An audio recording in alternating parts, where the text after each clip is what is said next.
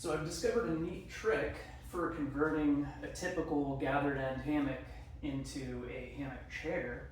All you really have to do is get a nice steep hang angle like this. You just tie an overhand knot with the one side here, and you put a fiddle stick through it, which is just a removable thing, so that the knot doesn't get permanently tied.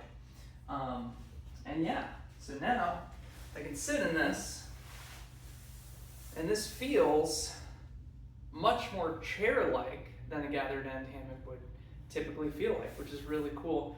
Right now I have a little bit of extra fabric up here, which kind of hangs over my head, but it's really not that big of a deal. If I wanted to not have that, I would just tie this tighter to begin with.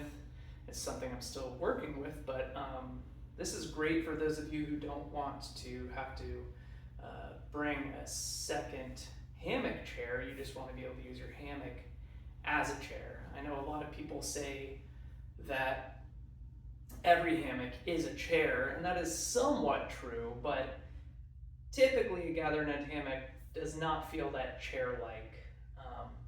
It's more like a lounger at best, right? You're not in an upright position. So this is pretty good. If I just get a couple of small lines and attach them to this ridge line up here and make a little foot pocket like a lot of hammock chairs have, then I'm gonna be like this, and that's a very comfy situation. So yeah, neat trick. Here's a close-up of the fiddle stick I was referring to. You'll notice I can just pull this fiddle stick out of the knot, and now I can actually untie this because it's really quite tight. But yeah, so there it is. I've untied it, no problem at all. And if I wanted to retie that, like I said earlier, I would just gather a bunch of this. I would twist it up probably. I would make it into an overhand knot, and I would wrap that overhand knot around this fiddle stick, and then I would tie the knot and get it all really tight from both ends.